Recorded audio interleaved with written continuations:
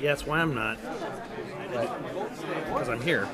Otherwise, I would be in Baldrick. Yeah, I do it every year, but this year, no. Exciting. It's a great cause. Probably the easiest fundraiser I have. Who doesn't want to wipe out childhood cancer?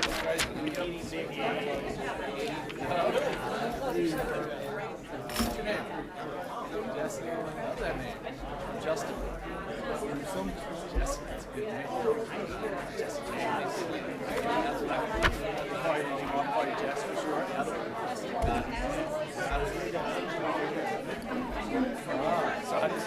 Okay, like where? Is it here? Okay. So it's probably in trouble. Louder. Lower your lips. Just say your last name. Jesse. No, just your name. Jesse.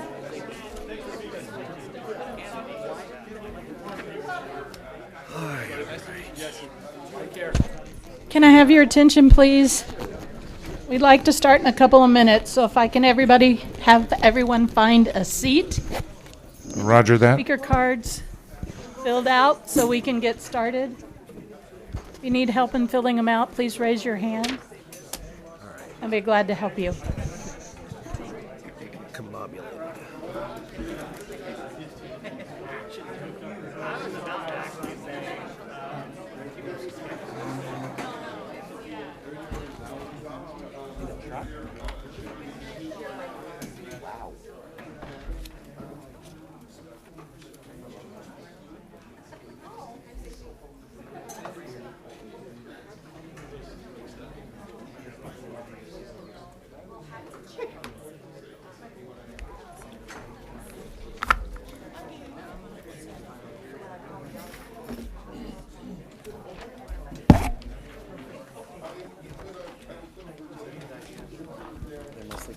Yep.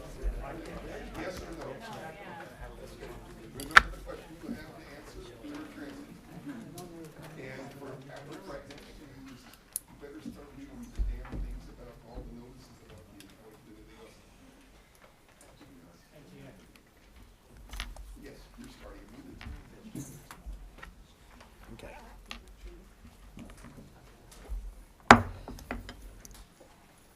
Good evening. We will open up the Monday, March 11th, 2019 meeting of the Sacramento Regional Transit District Board of Directors. Would the clerk please call the roll to establish a quorum? Director Budge is marked as being absent. Director Hanson will be a little late. Director Harris. Here. Director Howell. Here. Director Hume. Here. Director Jennings. Here. Director Miller. Here. Director Natoli. Director Chenier. Here. Director Cerna. Chair Kennedy. With all of my votes, I'm here. And we have a quorum at 91 votes. This meeting of the Sacramento Regional Transit District will be cablecast without interruption on Metro Cable 14, the local government affairs channel. Tonight's meeting will air on March 13th at 2:00 p.m. and replayed on March 14th at 9 a.m. and will be webcast at www.sacmetrocable.tv. It is also closed caption. Members of the audience wishing to address the board should fill out a speaker card located at the rear of the room and provide it to me or Adam. Excuse me. Please speak into the microphone and state your name for the record. We would appreciate everyone turning off their cell phones. Thank you. And if you will join me in the Pledge of Allegiance. I pledge allegiance to the flag of the United States of America and to the republic for which it stands, one nation, under God, indivisible, with liberty and justice for all.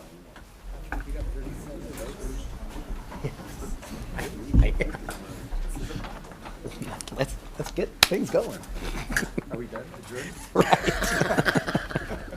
Yeah, pretty much. Moving on, consent calendar items 1 through 4A. I'll move Phone consent. wasn't on. Second. Okay, we have a motion by Director Howell, second by Director Chenier. All those in favor? Aye. Opposed? Abstain?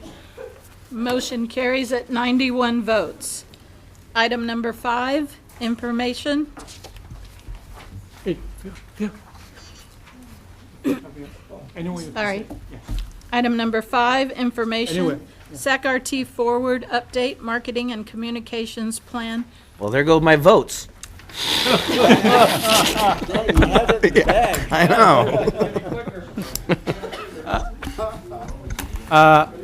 Mr. Chair Yes, sir. and the board, so this information item will be presented by Laura and Deborah. But before they present, I have some points I would like to make first. So the first, certainly I didn't get a chance last time to appreciate the extraordinary effort from staff, especially two James here, and all regional stakeholders. Lots of stakeholders and are still here today, and also certainly our board. We heard lots of great comments from the last board meeting. So Laura is going to present the update on those comments, and Deborah will present a draft comprehensive outreach and marketing plan. A couple points I want to make before they talk. First, so our overall goal is to totally redesign 30 years old and largely outdated bus network. We try to use very limited resources to do that. And we received thousands of comments from the website, through the website, virtual workshops, open house, and many other means. The major changes or themes are, more weekend service, more frequent service, and more late night service. I want to specifically mention the late night service. We have lots of job sites, and those factory workers, minimum wage workers, have to work very late. And they talk to us, they want the service, and so they can be able to really make the ends meet, and to be able to keep the job, to be able to get a promotion. So we add more late night service there. And we also kept all current school trippers and added 4 additional school routes that will particularly serve the Sunwang Unified School District. We're working with the city of Sacramento to implement a pilot in summertime, which will provide free transit passes for all students in the Sacramento Unified School District, with a guaranteed approximately $1 million in fare revenue from the city. Thanks to Councilmember Chenier.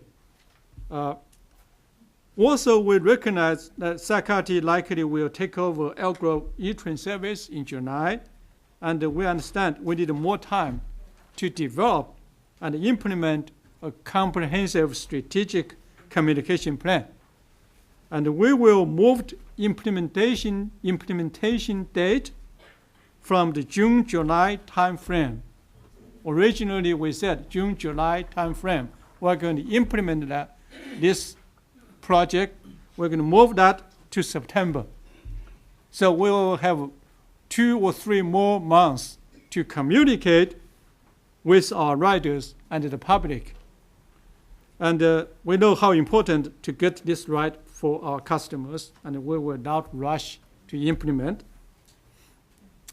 Another major point here, the last point, the point 4, we added 3.5% additional service as part of this project. We used the SB1 money to add this service. And we're also emphasizing economic corridors and have increased the service to some suburban communities. as we stated before, we're going to continue to reassess the network and update the board regularly. And as part of this project, the next step is to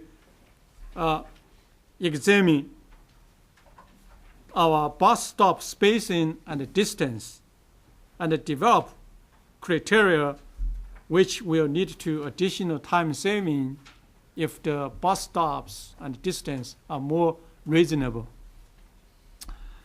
We also are going to grant parent all those ADA individuals, no matter if you service got changed or not, the regular fixed route service changed or not, all ADA customers will be able to grant fast in, and the services will be provided continuously in the future. And there was also discussion last meeting about serving future growth communities like Vineyards and Jackson Township. I can assure you that we have been communicating with those stakeholders, and as the communities build out, we have a plan to serve them. It is also important to point out that our Smart Ride funding is temporary. So we need to identify sustainable funding sources to keep this vital service going in the future. And ultimately, our goal would like to double our bus fleet. The picture shows we currently have approximately 200 buses. San Diego, a region with a population of only 35% more than ours, they have 800 buses, 400% more buses than us, with only 35% of more population. So we really need more funding to add more bus service, and our citizens in this region demand and deserve more and better public transportation. So I hope I have summarized the major key points before Laura speak on the individual changes. With those points, Laura, it is your turn.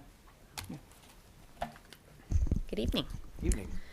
So as Henry mentioned at the last meeting, we made several adjustments during the meeting, and we wanted to clarify that these have been adopted into the new network.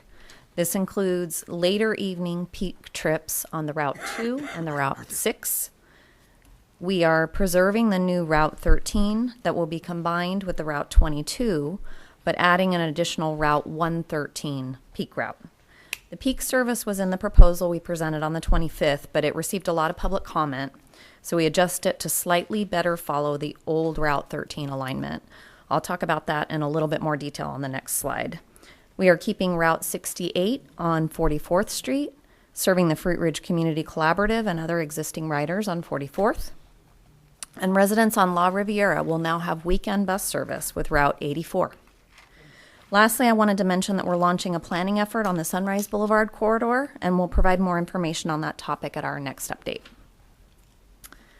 So as I mentioned, the new 113 will be a one-directional peak service following the routing of the old Route 13 from Arden Del Paso Light Rail Station along North Market Drive.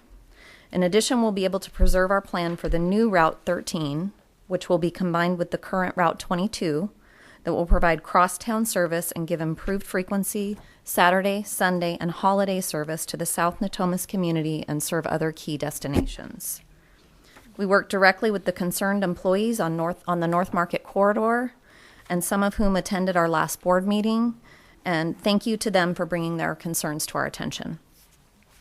We received a very positive response regarding the proposed peak service from those employees. We have been communicating with them directly.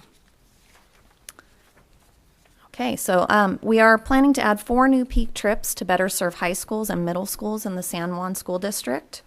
We've had positive discussions with the district and support organizations such as Safe Routes to School and the Parent Teacher Association. We met with them on March 6th.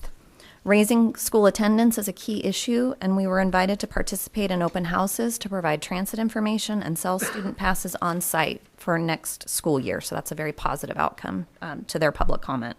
We look forward to providing more details on this proposal in the coming months. So I'll now hand it over to Deborah to discuss outreach and marketing. Thank you, Laura. Good evening.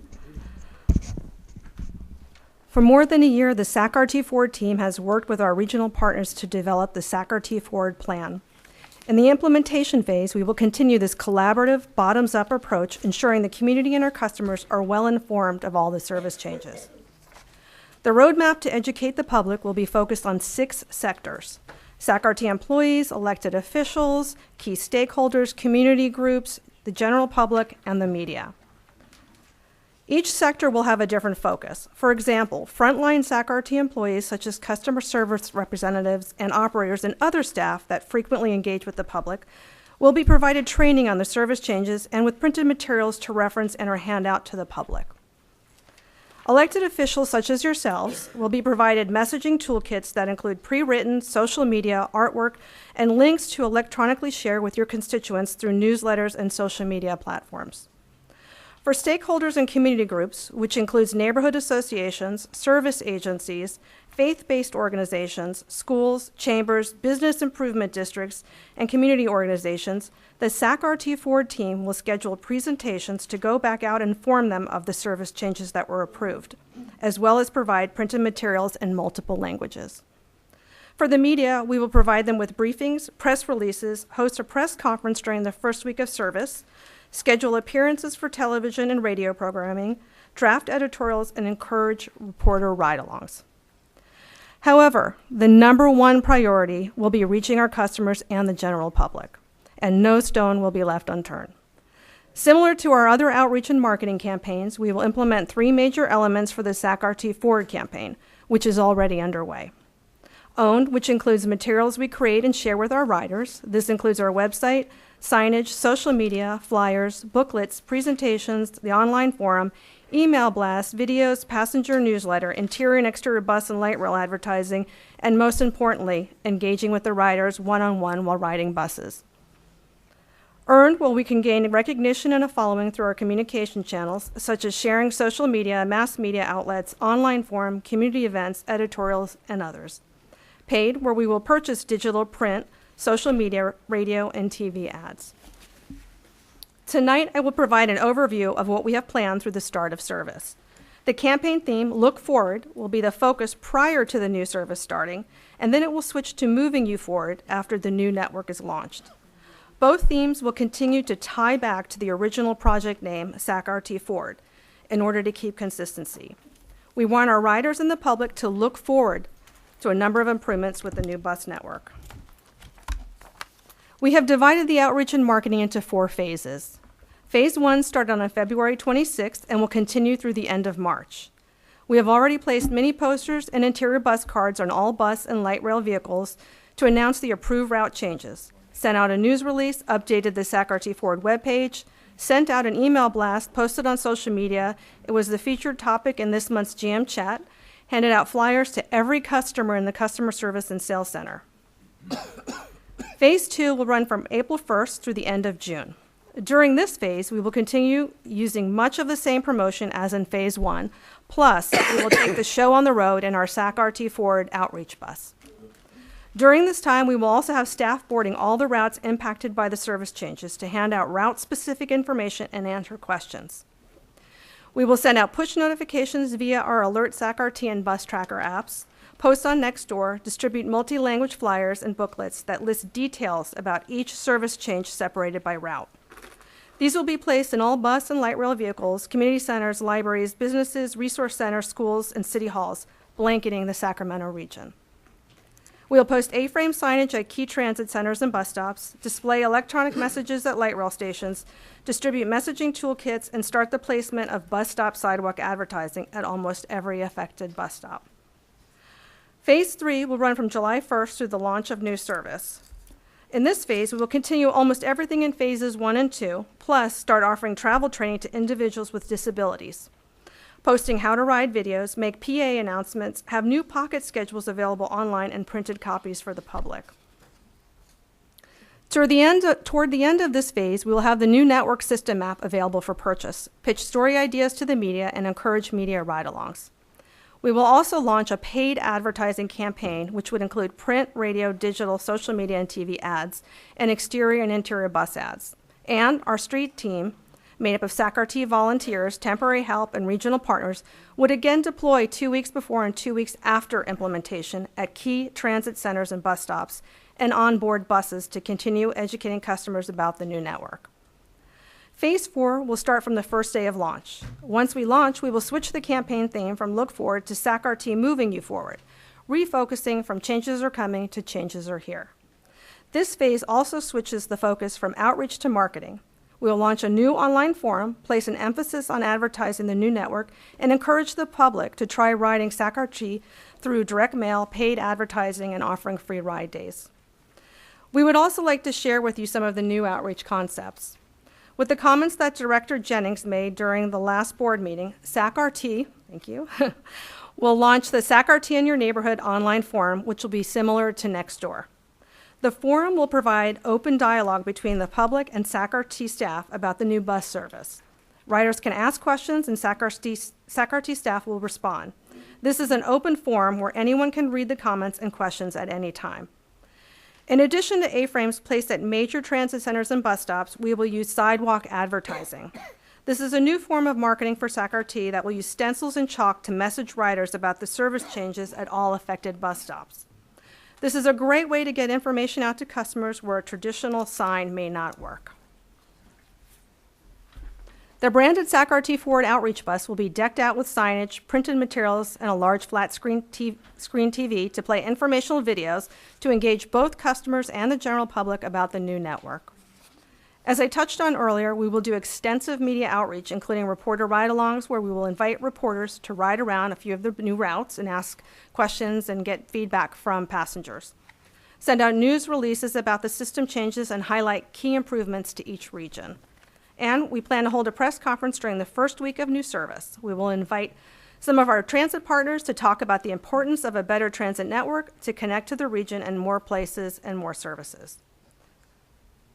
This was a broad look at the outreach and marketing campaign elements. There's much more to be planned. However, we are always looking for new ideas and more ways to engage and share our message with the public. So we welcome your feedback and suggestions. That concludes the presentation, so I'd be happy to answer any questions. Laura is here, Henry can answer questions, and we can take feedback. Anyone from the board? We do have a couple of public speakers. Okay, thank you very much, Deborah. We'll start with John Perryman. Do you have a doc cam? Okay. Good evening, ladies and gentlemen of the board. I'm John Perryman, a teacher at Luther Burbank High School, also a Sacramento resident. And I'm looking at your flyer, social media campaign, open forum, good PR for SACRT. And what I'm here tonight about is, of course, well, social media thrives on outrage. And positive PR not so effective. I'm outraged at the RT proposal to put a homeless camp 100 feet away from my high school. So that's on the agenda later. About social media. You're here to speak about item number 5, and you're welcome to stay and when that item comes up, but that's not what we're discussing right now. Talking about social media campaigns. Not germane to the subject of this item. Right. So it's not germane to social media campaigns and the reputation of RT, your public relations forum. Okay. Yeah, got the message. All right, thank you. Jeffrey Tardigia.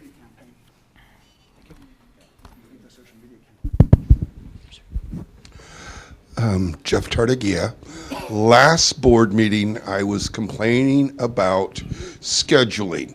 I have now learned through the MAC meeting that you have at least this year been working on scheduling efforts, because the key thing is not only having what schedules go where, but also where are the transfer points.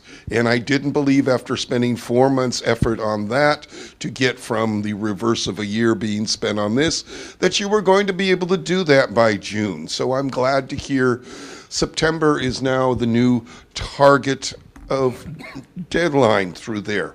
One of the things that seems to be is it would be really helpful not only for you to know your scheduling effort and some better input through there in the month of June to know what in the world are some of the things you're still not aware of through there. And I just bring that to the board in the context of what you're doing and going forward to, and believe that there's still things that you don't know.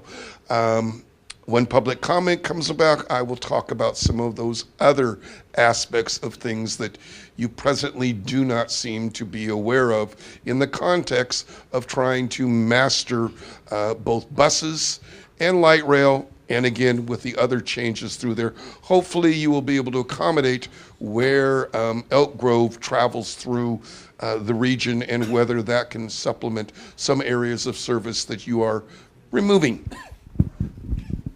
Great, thank you, Jeffrey. Is there any other board questions, comments? All right. Next item, item number 6, approving fixed route ADA paratransit dial-a-ride maintenance operations contract and the Second Amendment to the service agreement for the City of Elk Grove, presented by Laura Ham.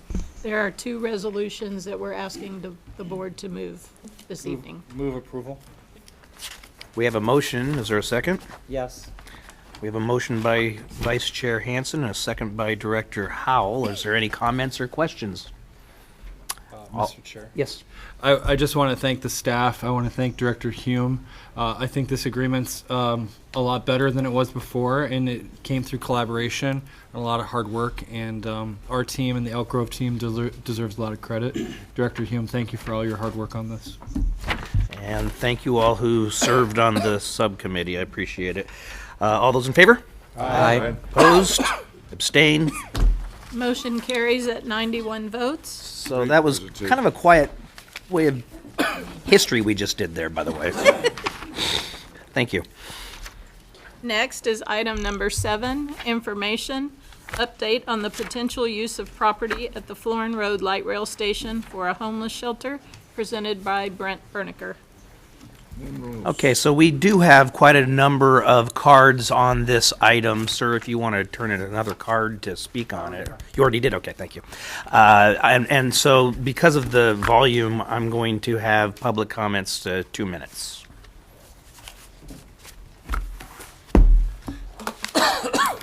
Sorry about that. Good evening, Director Kennedy and members of the board. So the purpose of this staff report is to provide you all with an update on the status of the Florin parking lot. As requested by the board, SACRT and city staff have been working together to work on a lease agreement that would lease a portion of the land located at the Florin Park and Ride for a temporary homeless shelter. The city of Sacramento would utilize an area without impacting our existing riders. This next slide, what we've done is we've put together a pictorial of the area, and this is an aerial of the area. I want to just kind of describe this picture to start with. It has 3 main boundaries. On the left, which is the western side, is Indian Road. On the bottom is Florin Road, and on the right is a shared track between RT and Union Pacific Rail. The area that is in blue is the area that RT owns. The area that's in red is the area that the city is interested in leasing for this temporary homeless shelter. So I want to give you a little bit of information on the Florin Park and Ride area right now. We have approximately 21 acres, and this is including the land above that is unpaved. That's about 6 acres. The site is roughly about 1,074 parking spots. The utilization of those spots is anywhere from 50 to 200. The land was originally purchased with federal funds. The land has been declared surplus. RT is seeking a developer that is interested in doing a joint development or TOD project on that site. The next picture that we have is 2 pictures here. One of them is, the first one on the very far left is the map of the same parking lot structure. The area in black is the land that's of interest. It's the northwest portion of the Park and Ride paved area. The area that the city is looking at is about 2 acres of land. The picture on the right is a more detailed view of what the city intends to use of that site. So in this picture, you'll see that there's around this 2 acres of land, there would be a fenced area. The entire area would be fenced. There would be a sprung structure on the western side, and that's right in about the left middle west section of that. This tent structure is about 100 feet by 60 feet. The site would use direct hookup to sewer, water, and gas. It would utilize existing infrastructure in that area. The site would have showers. The site would have a dog kennel and a dog walk area. The site would also have parking on the lower section for staff. And the site has also been selected to have the least impact on our bus flow, and that's why it's over to the left. This next picture and this next slide is an example of what a spring structure looks like. This is a 100 by 60 foot structure used to house the homeless. This structure would accommodate approximately 100 people. This next picture is the interior of the sprung structure. As you can see on the left, there's some lockers, and in the middle and further out, there are some beds. The next slide shows an example of the interior of the sprung structure again, and what I'm focusing on here is at the very top of this picture, there's a system for dispensing both heat and air. The next slide is an example of the metal storage unit that would be placed in this area, and that would be used to contain supplies and necessary equipment for this facility. And the final picture here is an example of the 8-foot chain link fence with a green canvas covering to add a level of privacy and security. From a public outreach standpoint, there's been 4 outreaches done to date, and there's 2 more that are scheduled later this month. From the shelter details, basically what the city is looking for is a referral program, and it's on a referral-only basis, no walk-ins. The residents would be brought in and out via various transportation options. The term of the lease is a 30-month lease. The agreement could not interfere with any plans that SAC-RT has to engage with a developer for a TOD project, and the site must be kept clean and safe.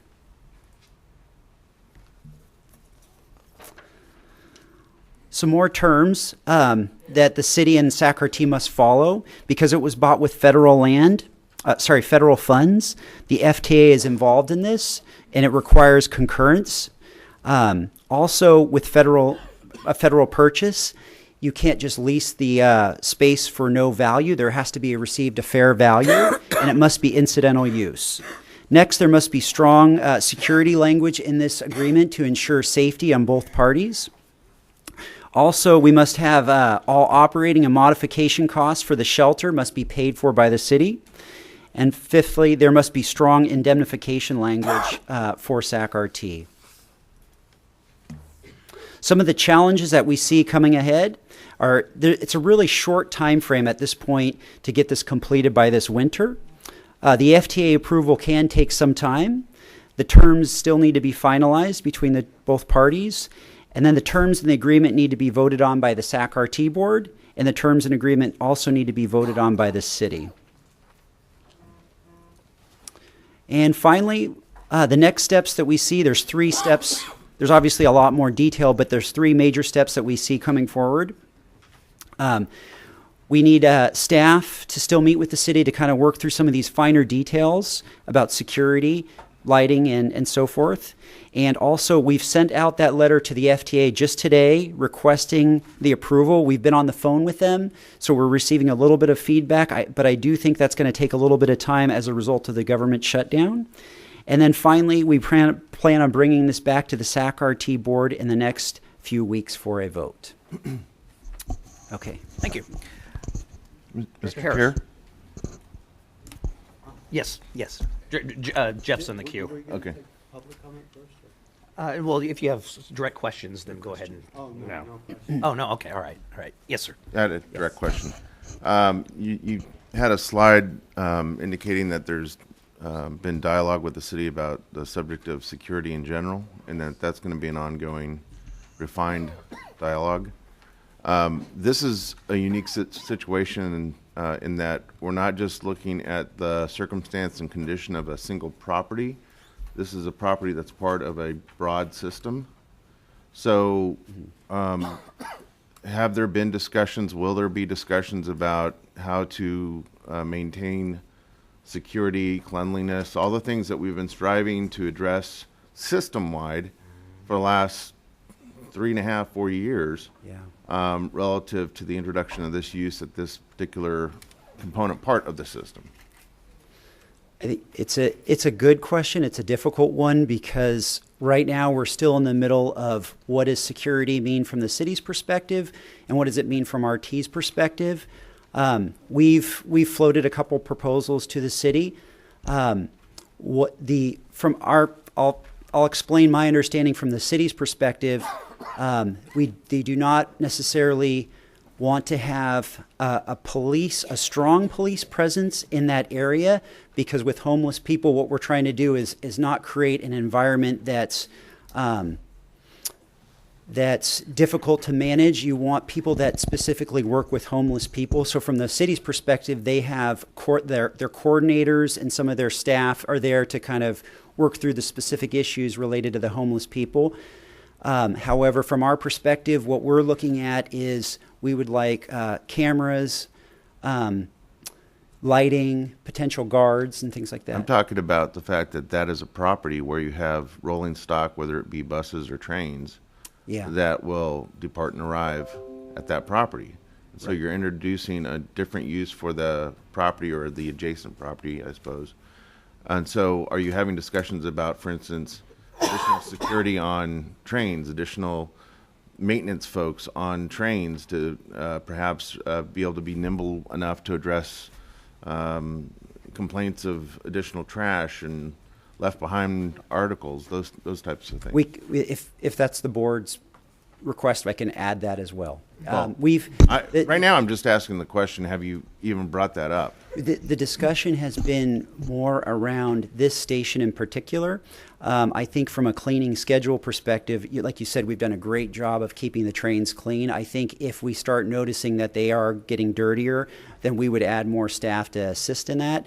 But from this perspective, what we've been doing is focusing on, do we want 1 or 2 guards? Do we want transit agents? So we're talking also about putting a potential fence in the paid fare zone so that people have a feeling of security that's being monitored. If someone is in that area without a fare, then they would be removed from that area.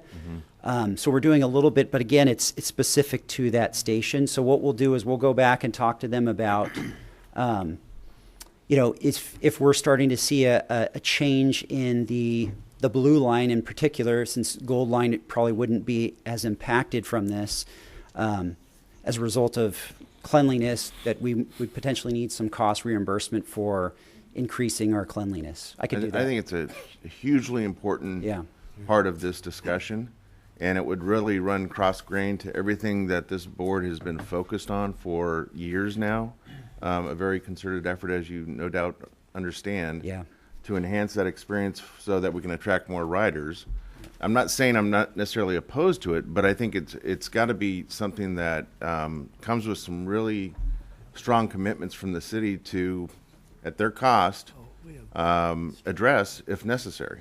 Okay, well, I'll add that to the list. Director Natoli. Yeah, I have a question for Brent, maybe for legal counsel too, and this relates to the RT-held property and what we've run into with the Boise decision as it relates to public parklands and the inability, unless there are in a community, recognizing this is an effort to bring additional shelter beds, unless there are sufficient shelter beds to remove folks for illegally camping on park properties. Now, I don't know if that pertains to this property, but I had a chance to go out today on my own this morning and just visit the site again, get familiar with it. And again, it's one thing to cordon off an area, and obviously we'll hear from folks, and certainly from Councilmember Schmier and others about efforts thus far to deal with neighborhood issues. But I guess I'm concerned that with that large sea of unutilized parking that has this development opportunity, and recognizing what folks are attempting to do with regards to housing homeless. Not so much about what goes on within the areas to be fenced to provide services, but what happens in the areas outside of that, whether they be in the neighborhood, and certainly an RT property. If somebody, you have that area, it's now has chain link fence. Chain link fence is kind of in a, in a little bit of a condition that it needs to be, and this is on the rear portion beyond this site. But there's a large field there. Some of it's RT property, maybe some other held by some other entity furthest to the north. You have a drainage area in there, and again, recognizing certainly the efforts at the Railroad Avenue. If I go to the Parkway or to the Steelhead Creek area and look at the area outside of where that shelter is, that is the concern that I have is may happen here. And what ability beyond security or RT staff, certainly city's commitment regarding that. Again, I trust those components. But if somebody takes up, or a number of somebody's take up, their habitation on the paved area or areas adjacent and held by RT, do we have the ability under the Boise decision to have them removed? Because there are some pretty strict stipulations that's still to be tested. I don't know where we would be next winter or the winter after. But for right now, that's causing us some severe challenges in areas that are, under certainly county maintenance in the American River Parkway, but other areas in the community. So I guess my question, I give kind of a long preface to it, but what have people looked at that, and what does that mean?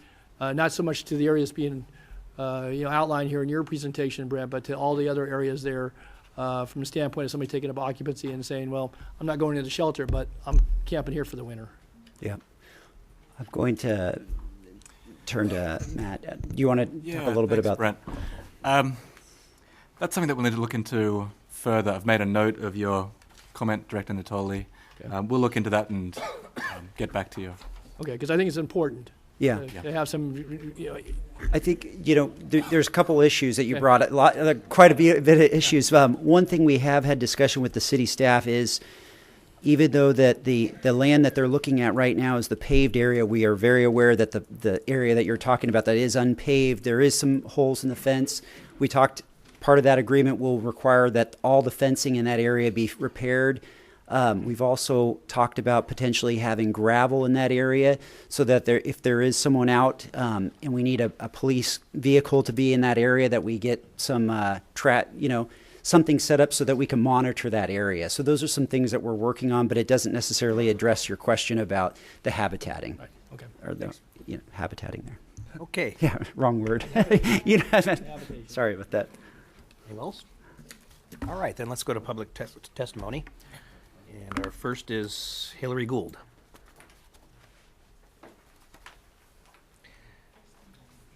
Followed by Gloria Lapp. Thank you. I would have been happy going fifth or sixth. Well, you turned your card in first. Thank you.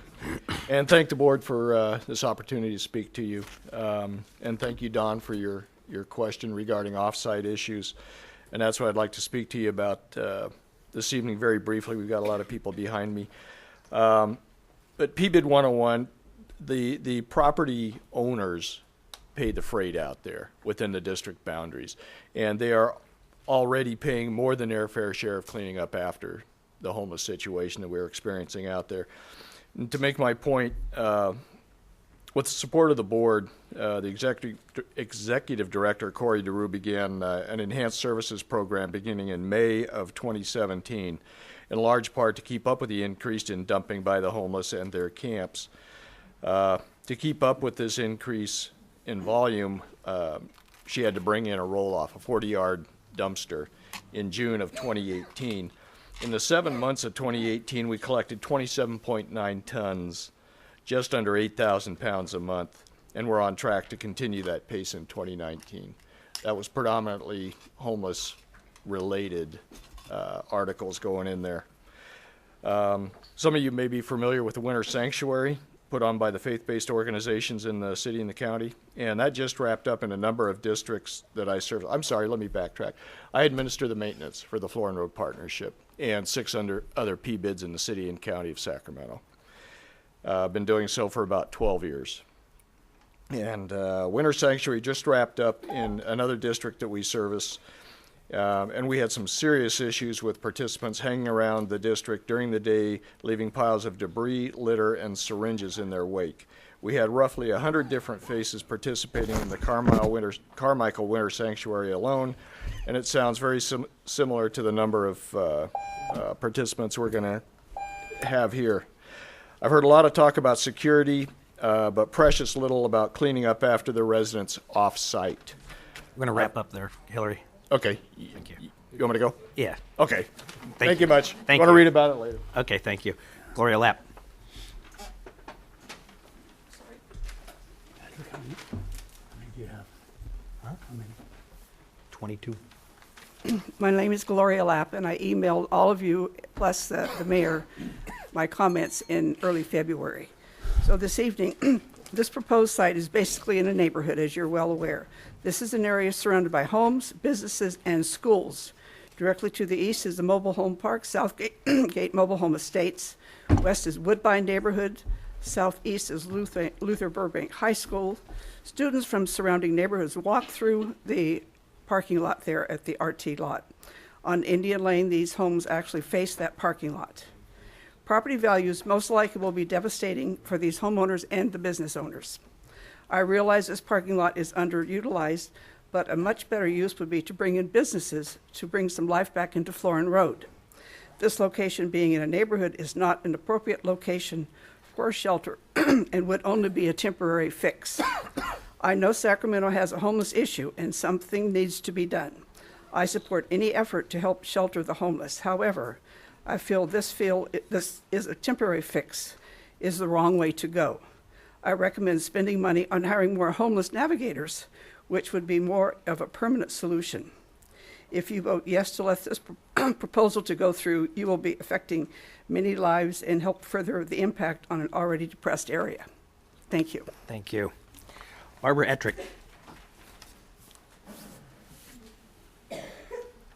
Followed by Elizabeth Delgadillo. Good evening. I'll try to be quick, even if I'm short.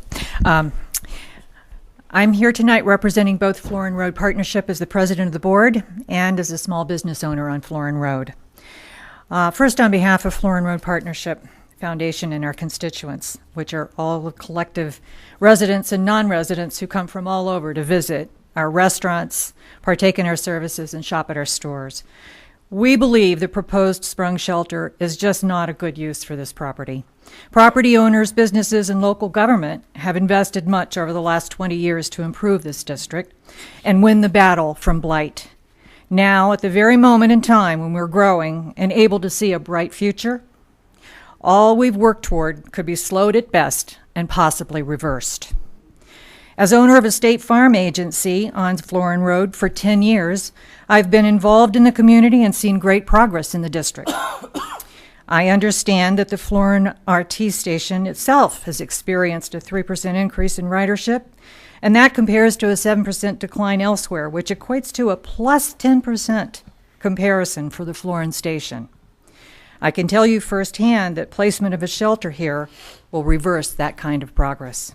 I have employees and customers who use RT, and they will no longer feel safe doing that. Remember, often it's the perception that's hardest to overcome. Please also consider that this community is vulnerable, still reeling from recent events. Another action that appears to be just dump it on South Sac may be the tipping point none of us intend or want to happen. Please, for the sake of your own goals to increase ridership and for the residents of this community, vote no on the proposed sprung shelter at this location, which is so vital to the future growth of this district. Thank you. Thank you. Elizabeth Delgadillo. Followed by Pearline Horn.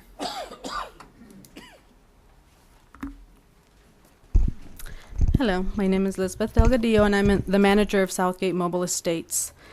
Southgate has 435 spaces with about 1,200 residents, many of which use your transportation system daily. So I am here to express my concerns regarding the shelter next door to our mobile home park. I believe that we'll be impacted the most, along with, of course, Luther Burbank and the homes around us. We've been, for years, just struggling to make our community safer for all of our residents, and we've been dealing with theft, trespassing, vandalism, threats, and also a fire on a daily, these issues on a daily basis caused by the homeless population in our area. Needless to say that this shelter is only going to contribute to the issues, or exponentially contribute to the issues that we are facing. Since the city has not met our police needs, for example, police response times are now 2 to 4 hours or so in our area. And, with more homeless population, we just can't trust that the city's going to take care of all of our issues. My greatest concern is, of course, my residents, and especially the elderly, disabled, and the children. The disabled and the elderly, because they're an easy target. We've already had issues with homeless taking advantage of them and moving into their homes, taking their money and so forth. The children, because of the increase in, a possible increase in drug activity, needles left around the area, the schools, and the RT station as well. I am in favor of helping homeless, but I do not believe that this is a suitable place for the shelter. Thank you very much. Perlene Horn? Followed by Ava Gonzalez. Testing, okay. First of all, I'd like to thank everyone for hearing all of us here today about the shelter issue. My name is Perlene Horn. I do represent Golf Course Terrace Estates Neighborhood Association, but I'm also a Sacramento resident. First, I want to say that I believe we all agree that there is a major homeless issue in Sacramento, and something needs to be done in every district, but it has to be done properly. A low-barrier shelter needs to be placed in an industrial type of area, no matter what district we're talking about, where services can be provided and a successful transition into housing can happen. Low-barrier shelters should not be located directly near a high school, should not be located across from homes, and it should not be located across from businesses in any district. Why? Because participants living in low-barrier shelters do not need to be clean and sober. So if they're going in, you can do drugs, any activity outside in the periphery, and then go back into the shelter. Again, that affects the schools, that affects homeowners, and that affects the neighborhood. Participants do not have to accept services, even though services will be provided. You do not have to accept them. One big issue is magnetization. If I come all the way from North Sacramento because I hear my friend is in the shelter, I spend my last $5 on that light rail to get to that shelter, but I cannot get in. Well, you know what? I've just found my new home outside of that shelter. Thank you, Mr. Natoli, for bringing that question up, because that is very important. The fact is, current homeless navigators have housed many individuals in 2008, actually more than they have at the railroad shelter in 1.5 years. I have 15 seconds, and I will say the name. Stefan Clark tragically died less than 2 miles from this proposed shelter. And I believe all of us want to do something positive about that. Let's build a skateboard park like the students requested at Burbank, or a green area with water, instead of a low barrier shelter that will not be successful. Thank you. Thank you so much. Thank you, Perlene. Ava Gonzalez.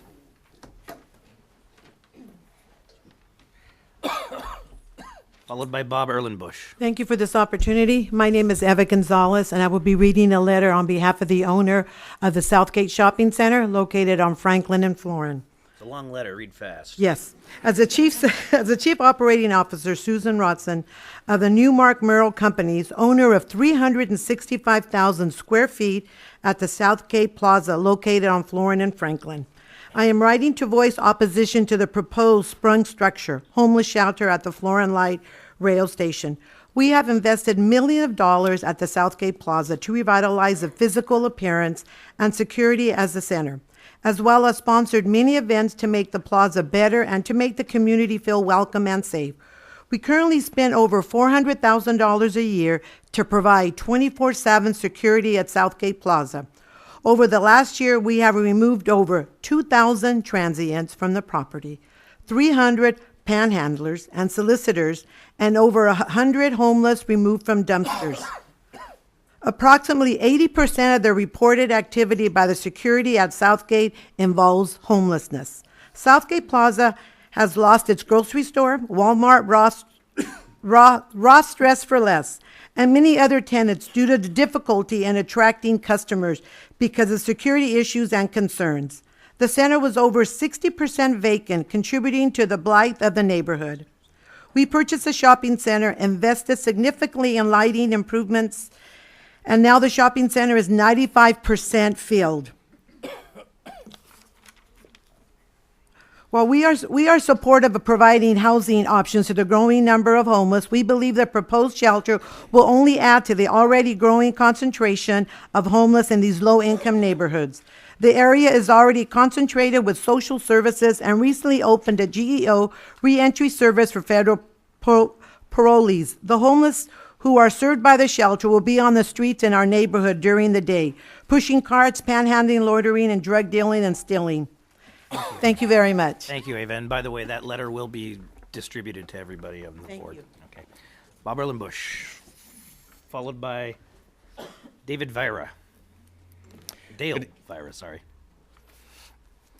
Good evening, Bob Erlenbush with the Sacramento Regional Coalition to End Homelessness, and I'm a resident of Councilmember Jennings' district. So I live fairly close to the site that you're talking about and drive up and down Florin Road, Meadowview, Mack Road, and all you have to the gym, as a matter of fact, all you have to do is drive those streets.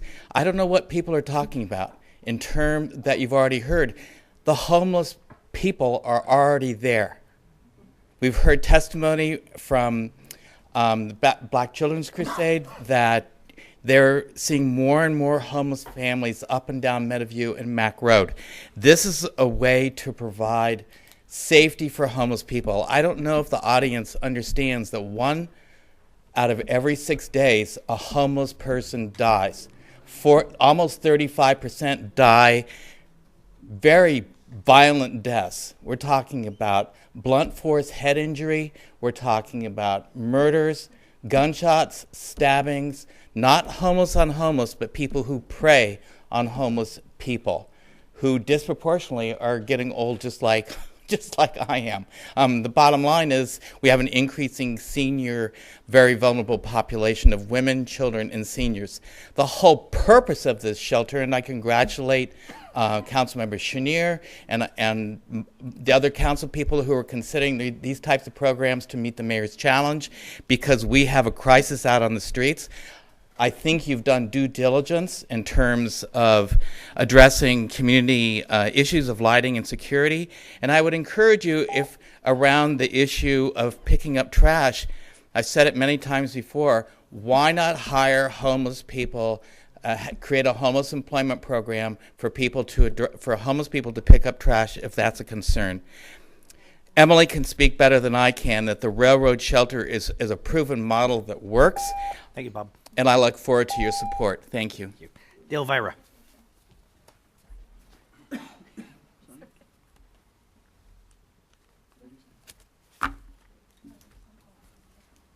Good evening. Good evening. My name is Dale Vira. I own property within 1/2 mile of the Florin Road station. So I have been affected also by the TOD, okay, and I understand that. I also have my car business there, and I also rent property to other used car dealers there. We do coexist right now with the homeless population on Florin Road, and I'll give you an idea of what days are like. On some days, we have loitering going on. Some nights, we have a lot of people sleeping under our big overhangs, and we have to pick up the litter the next day, including a lot of hypodermic needles and beer cans. We also have some car vandalism going on, and we even had a fire one night. Thankfully, the fire department put it out quickly. I do believe we need a very active RT station where it's at, but we don't need to complicate it with magnifying the issues that I just described. And I didn't hear anything that talked about controlling the alcohol or controlling drugs or any of these other issues that I'm talking about here. Okay. We do need environmental or economic development on Florin Road. Okay, we need it. And I don't think putting a homeless shelter where we're talking about is going to add and bring other people in to want to spend their money to develop businesses.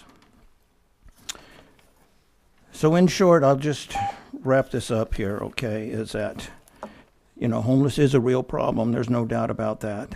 And building shelters can be and probably are part of the solution. However, building a homeless shelter at the light rail station on Florin Road is not part of that solution. Please vote no. Thank you. Thank you, sir. John Perryman.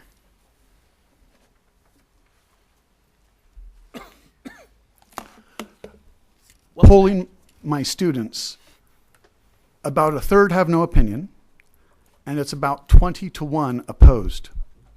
Their parents say they will not be allowed to stay after school, do sports, stay for after-school programs, for fear. Yeah, I'm outraged. And we're going to tie this to you. I'm not an expert in social media, but my kids are. It'll be easy. We'll photograph the homeless. We'll put it on every open forum you have. We'll create our own hashtag SacRT. This is a cynical ploy by a city councilman to put a homeless shelter as far away from his constituents as he can. Your vision statement says, attracts and serves riders by offering an appealing transportation notice. You do not want to get tied into this mess. Thank you. Thank you, sir. Millie Naturale. You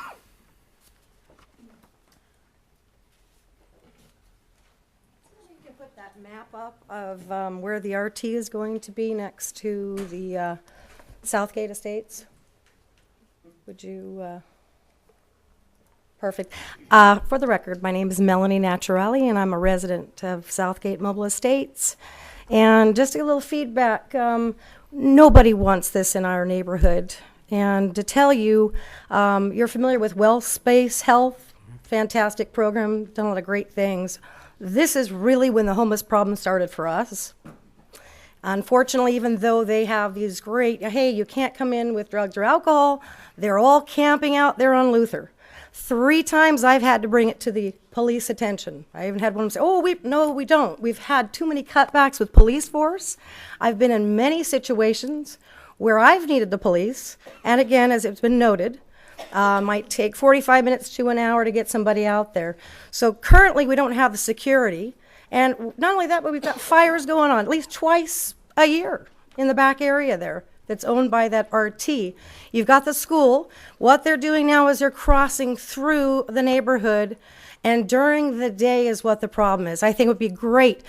Temporary housing is not the answer. Permanent housing, with that kind of money that we have available or the city has to spend, let's put them in some permanent housing, but not next to a railroad track. We're already scared to death that thing is going to derail. And then the requirements, they can have drugs or alcohol, but during the day, now what? We're already policing because we are at the end of where we live is daily. We have to patrol our area because we got people jumping that fence with light rail. We've got fights breaking out. Drugs. My neighbor had 2 of them in their kid's window, knocking on the window because they're walking in. So our own neighborhood has their own problems. We are in drug alley. My last statement is build it and they will come. You know, more than 50% of them are not from this area. So the word gets out, they will come. What happens after you take this housing down? We're left with.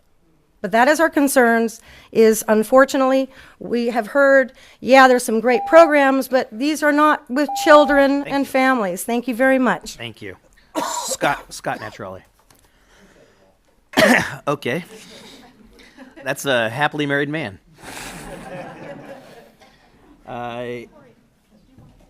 Elodie Aldaco?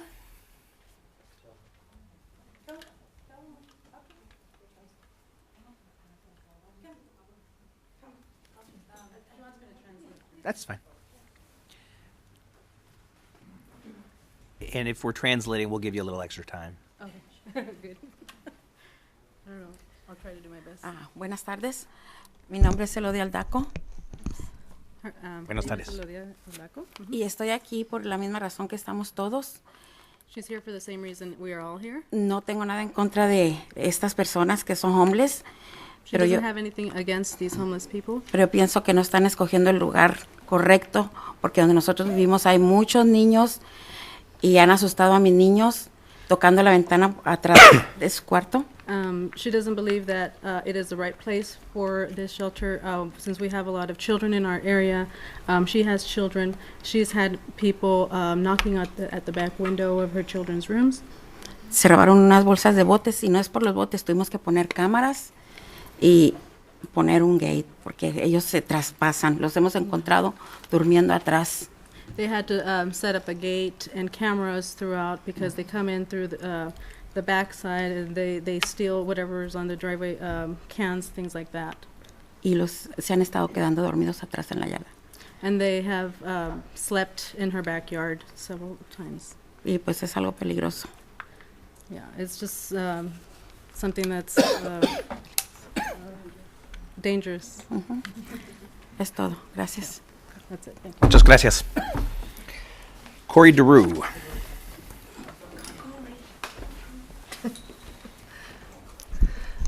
Good evening, everybody. My name is Corey DeRue. I'm the Executive Director for Florin Road Partnership.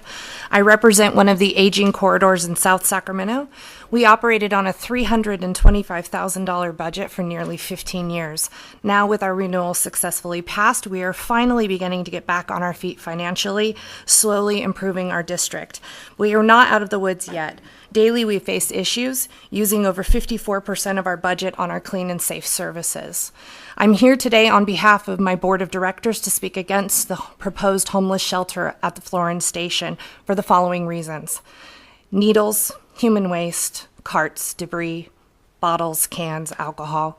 The safety impact, again, needles, loitering, camping adjacent, the high school students in danger, they are across the street, drugs, crime, the business safety, and the community, the magnetization of the do-gooders, which, bless them, not always the best. The elderly in the neighborhood and the traffic impacts. We are already the top 5 of the Vision Zero corridors for fatalities. The economic impact includes the home values. Businesses are impacted by the number of shoppers. Property owners who are revitalizing and investing in their properties are already threatening to pull their impact and their finances out of our district. Regional Transit, in partnership with the rest of us, worked closely with ULI to work on a project that would create transit-oriented development for this site, which would bring in a projected revenue of $9 million to RT. I would much rather see that. We recognize and congratulate the efforts of Councilmember Chenier for finding a solution for this problem, and we agree. Our Homeless Navigator successfully houses most within our area, and we celebrate these successes. Please help us heal and grow. This is a community that is harmed, and they're hurting. In closing, this is a great concept. It's just a poor location choice. Thank you very much. Thank you. Emily Brantley. Hi. Thank you for having us all here tonight. So I'm here as a former Florin Road Partnership member and a current Florin Road Foundation board member. And on behalf of current Florin Road Partnership property owner, Bert Bauer. So I'm here to read his letter or statement. And hopefully it will be distributed as well. So he says, I own and operate for my family 2 properties in the River Oaks Shopping Center, 3860 Florin Road, which is Food Max, and 7218 Franklin Boulevard, Mariscos El Bucanas, probably pronounced that wrong, sorry. Since purchasing the properties only a few years ago, we have been struggling daily to provide our tenants and customers with a safe retail and restaurant environment. Since we are a family-owned and operated business, this has become quite a burden. We are dealing with an epidemic of lawlessness on our properties from individuals who are camping and cooking illegally, urinating and defecating at will, bringing dangerous dogs on our property which threaten customers, abusing illegal drugs, writing graffiti on walls, setting parts of our buildings on fire, dumping trash daily, selling contraband on our property, stealing from our tenants, drinking alcohol, and becoming belligerent. The only reason I have not given up and sold these 2 properties is due to the heroic efforts of Corey DeRue and the Florin Road Partnership and Officer Kelly Streich of the Sacramento Police Department. These 2 individuals have worked closely with my property manager, Lucrecio Rodriguez, to keep the entire River Oaks Shopping Center clean and safe. Despite all our efforts, funding, and civic spirit, we are barely able to operate safely. I'm afraid that if the proposed homeless shelter becomes a reality, I will have no option other than to begin looking for an exit plan. I simply cannot ignore my fiduciary responsibilities to my family. They are all dependent on the River Oaks Shopping Center for their livelihoods. Please join all of us who are desperately trying to make this part of your city a safe and appealing place to shop and visit. Please work to find a more appropriate location for your shelter. Sincerely, Bert Bauer. Thank you very much. Jane Sharaski, followed by Sherry Woods. Yes, I'm Jane Sharaski, and I live in the Southgate Mobile Estates. Our property values are going to go down by 65%. Is the county going to give us that money? I still have to pay my taxes at a ridiculous rate. Everything over there, there's been rapes at the light rail. There's never been anybody ever over there to take care of things. When you call the cops, my bedroom, I can look right at light rail. I'm right across the street from it. And I've had women screaming. They are being raped. Help me, help me. When you call the police, it takes over an hour for them to get out there. I've had one homeless person come up on my back porch, do his business, and then think he's going to sleep on in my enclosure. I took my gun and I told him to get his ass off of my property or I would shoot him and he would be right there when the morgue got there to pick his ass up. I'm tired of it. My husband and I are in our 70s. And we're quite a bit younger than a lot of the residents in there. I won't put up with any more of it. And if it has to be that we have to beg for security and stuff from the county, somebody better damn well do something. We're sick of it. They come in, they drop their drawers and poop right on the sidewalk on Florin Road. I've seen it 4 times in the last month. It's just not a good place to have that. My house has been robbed twice by them. Thank you. Thank you. Sherry Woods, followed by David Plagg. I think. Hi, I'm Sherry Woods, and thank you for your time. This is a noble cause. I have fed many homeless. I have been with group homes. I have worked in the psych facility. I have medical background. I know that they are hurting. However, I have been a resident, but an owner. We are owner occupied at Southgate, and only if you own. So we're not renters. And I have been there 20 years, and I have watched since the light rail has come in there. My son used it for high school, went clear to Rancho Cordova to a special school for things that he wanted to specialize in. Took it every day. But it came at the end where that I was having to take him out there because things got unsafe. And that is just now. And that was 6 years ago whenever he graduated. We are suffering over there already with just what we have with homeless. I watched 2 days ago someone void on the front, right out there. They have no shame. And it's right there. As you exit the gate, they're right there on Florin Road facing the high school, and he's just doing his job, standing up. And you're just in shock. We see stolen vehicles abandoned and burned and all kinds of stuff up and down Luther Drive. We are at your mercy. Yes, we do need to do something for our homeless because many of us who are disabled and live on fixed incomes are maybe 1 or 2 checks away from being there ourselves. However, we're not at this point. But please help us to help them, but not at this location. I thank you for your time. Thank you. David? Do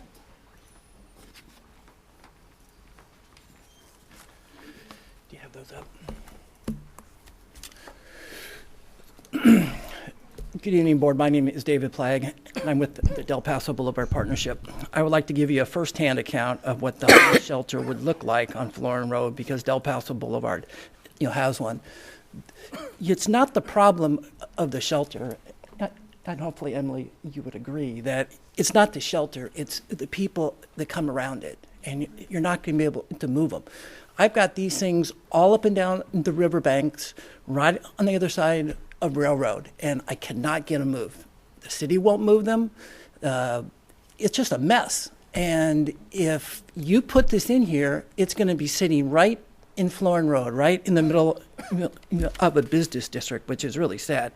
We've had the increase in crime, vandalism. We've had a threefold increase in the number of the homeless on the boulevard. It's not the people in the shelter, it's the people that are around the shelter. People that want to still talk to that person that's in the shelter and then is still there. It's, as you know, very close to a housing complex. This doesn't have any housing around it at all. And it's obviously next to a high school. To be honest, if you're a board member for RT, there is no way that you can conclude that a homeless shelter on Florin Road would be good for ridership and good for RT. That's just impossible for you to come to that conclusion. This is what you're going to face. And if you guys put this in, Don made the point that the Boise decision is been resolved. You will not be able to move them. And if your legal staff hasn't even looked at that, oh man, you guys are in real trouble. Jeez. Thank you. Okay. Jeffrey Tartagia.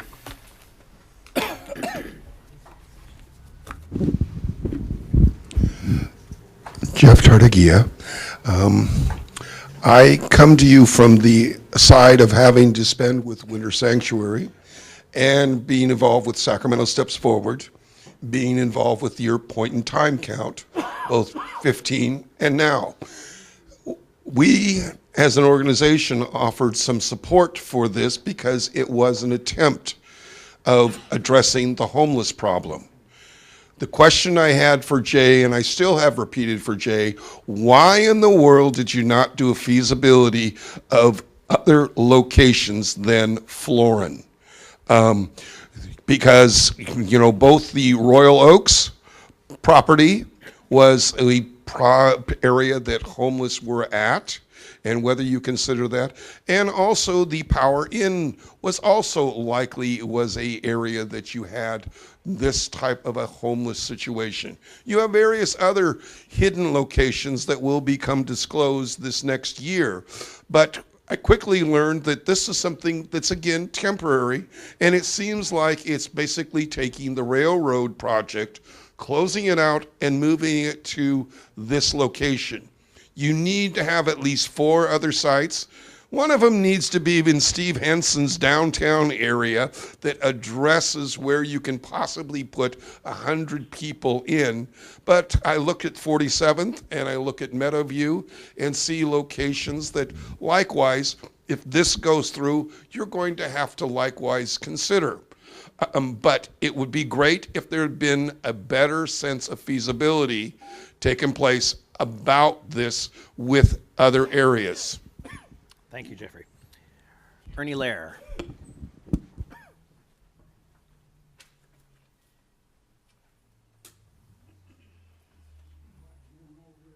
Yeah, you're getting your exercise. When your 93 minutes counts. That's well, good, because you got 2.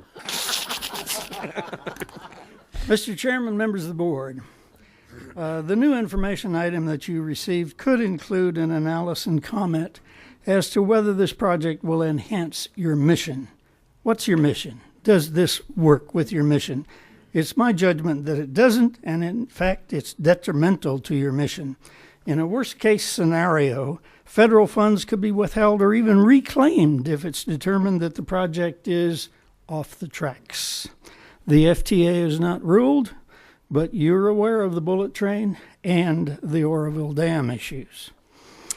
Mr. Chenier makes his best case for the shelter in the SAC News and Review of the 7th of March. He notes that, and I quote, many Sacramentans want to see the homeless addressed, but few want a shelter in their neighborhood. Few means that he knows that he's not representing the district, the people in District 5. The worst thing is that he's deliberately rejecting their views. He must recuse himself immediately. That's the best option.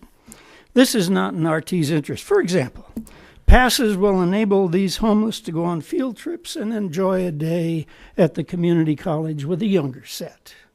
Or perhaps take a field trip to historical Folsom and come back for the third hot. All of you will be adversely affected. The February 21st golf course meeting is mentioned in a staff item. At the meeting, the city's director for homeless responded to a specific question about dogs and gave knowingly false information. Knowingly false. Now, everything that's said about that warehouse location is questionable. Well, I was formerly head of school facilities, and I looked at the site, just glanced at it. Man, are they problems. Anyway, there are other alternatives. Thank you, Ernie. Yeah, thank you. Thank you very much. Nikisha Barthel.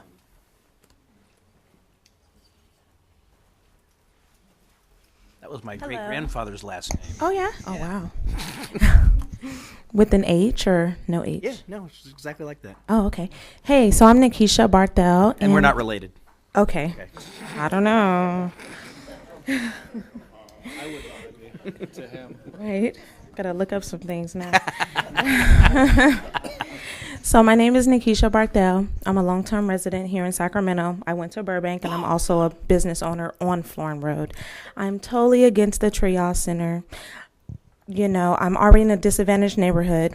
We're underserved. I'm just an entrepreneur trying to get my foot in the door and build something here. And I feel like this triage center would definitely go against the mission of Sacramento, which is economic development and pushing for entrepreneurship. So I hope that you all vote no on this. I have feelings and sympathy for the homeless, but I don't think Florin Road is the best location for it. I do see a ton of different locations in South Sac and throughout Sacramento that would be a perfect spot for a triage center. Thank you, guys. Thank you, Nikisha. Bob Selecki. Hi, Chair, members of the board. Thanks for listening to me. My name is Bob Selecki. I'm a resident of Golf Course Terrace Estates, 5 blocks from the proposed triage center. I want to help the homeless people in our area get off the streets. However, I'm opposed to the currently proposed location. I've visited the winter triage center at Railroad Drive, and I know that the Florin Triage Center is based on that concept. At this time, there are no alternative sites being proposed that we are aware of. I think the Winter Triage Center is in a good location. I've visited it. It's in an industrial area, isolated from residences. However, the proposed site, as many of us have told you already, is not a good location because it's immediately adjacent to residential development and Luther Burbank High School. What I saw at the Winter Triage Center was what we saw in the pictures here a couple minutes ago.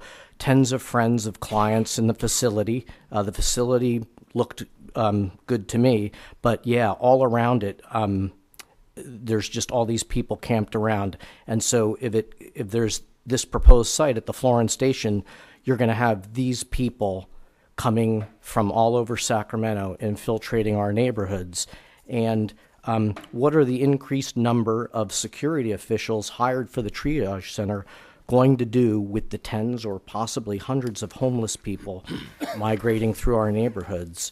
I take light rail to work daily, and I like it. Occasionally there's homeless people on the train, and I'm okay with that, but a lot of riders are very intolerant of that. And so given my experience, with this increased ridership of homeless from that station, it just seems like ridership would be reduced. Thank you. Thank you. Thank you for your time. Thomas Donaldson. And then Jose Velasco.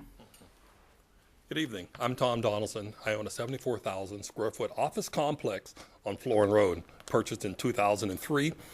It's a 4,500 square foot complex. I call it ABC, the Arts and Business Complex. Within the last year, I put out 3 fires on my property. One man had a pup tent in the front, built a fire because he was cold. Same thing happened in the back, so it's just a matter of time before I get burned out. Burned out. I understand that California has 75% of the nation's homeless. I also understand that the cities who have the least problem do the least for the homeless. Switch it around. The ones who do the most for the homeless will have the most homeless. That's a state. That's just the way it's going to be. There's no question in my mind that the right place for the homeless people is a place probably in the county. But why doesn't the county and the city get together and find a proper place like Campbell's Soup, like the old 47th Street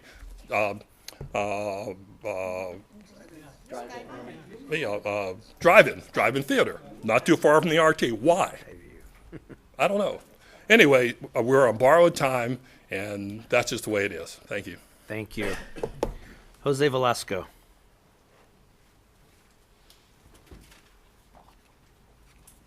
Hello, my name is Jose Velasco, and I live at the Habitat for Humanity homes across the street, 500 feet, and I'm really concerned about the safety for my wife and children. We already have a homeless problem there, and my kids play outside all day, so the homeless people are they're going to be free to roam around the streets and use drugs. It's going to happen. They already do it, so I'm just concerned about their safety, and they're not required to take drug tests, but I got to take a drug test to go to work, so it's not fair. And Florin Roads, there's a lot going on. There's a lot of new construction. It's looking good. Business is going up, so this will make it look bad, and our values of the houses will go down. So I'm just really opposed to this. Please vote no. And especially because Habitat Humanity houses, they're all families. They're most of we have little kids, no older than 14 years old, where they don't have no parks around to play, which is better idea than the shelter. Build a park.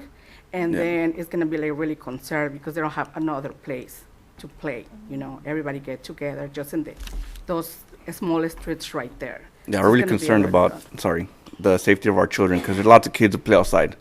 Yeah, so then we're on to take walks, you know, and the light rail station parking. So ride the bike and everything like that. So I don't think so. Honestly, like I say, no. We're not against to these people, but it's another areas that you guys can find it to provide better services for them. Yeah, I'm not against helping the homeless, but my wife and kids are my world. So Got it. I really want to help them out. All right. Thank you for your And time. I'm sorry, ma'am, just for the record, could you state your name? Oh, Leticia Nolasco. Okay, thank you very Thank you. much.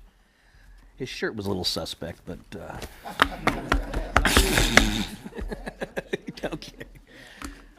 All right, that's all of the public comment that we have. Now we'll take it back to the board. And Mr. Harris? Thank you, Chair. Well, I'm sorry that I have a little bit to say about this. I represent District 3. District 3 is where the current railroad shelter is. I found the site for that shelter and was instrumental in getting it built. In fact, I worked specifically on the shelter with a bunch of volunteers to build the partitions within the space. The reason that I took that project on is because District 3 houses approximately 50% of the homeless population in the 6-county region.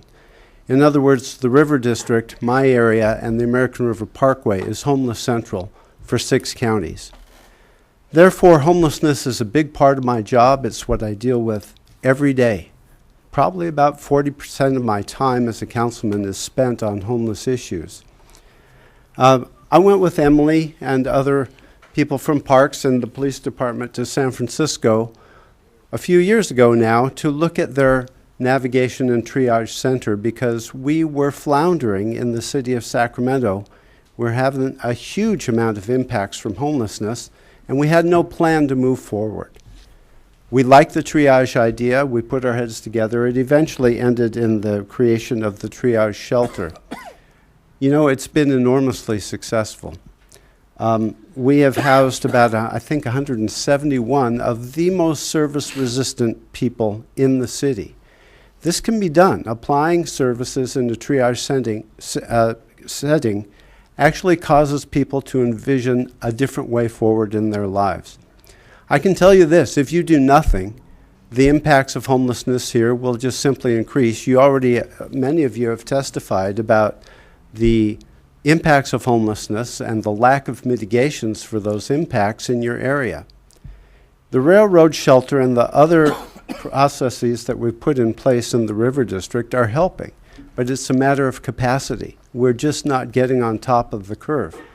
I also want to tell you that we have traveled, my colleagues and Emily and myself, we have traveled to many cities, San Antonio, Austin, Seattle, Portland, San Diego, San Francisco.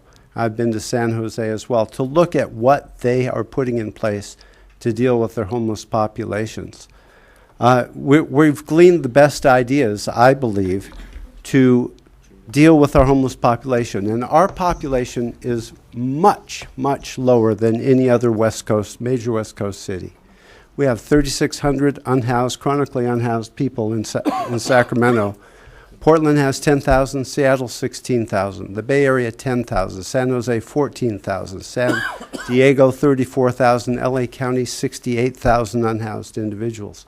We have a chance to deal with our small population if we are aggressive.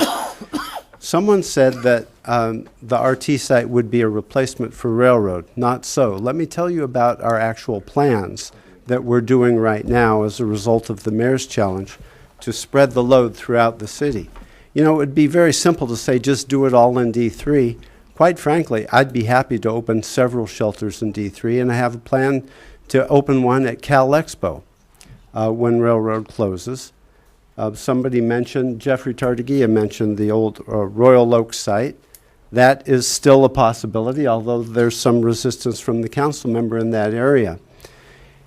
When this RT triage center would open, it would be concurrent with another 100 beds at Cal Expo, and previous to that, it's quite conceivable as a result of conversations we had today that we could get 180 beds in the central city. You would not be the only homeless shelter in the city, not by a long shot. When we have this capacity, we can then enforce against the other people who are outdoors.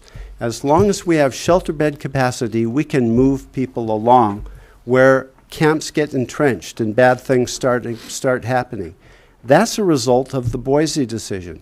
Additionally, our shelter crisis is now officially ended. We could actually enforce our camping ordinance today, and to a certain extent we are doing so. But by having shelter beds to navigate people to, we actually are addressing the problem. Somebody mentioned just put them in housing straight away. Well, the fact of the matter is you need the intermediary step of triage.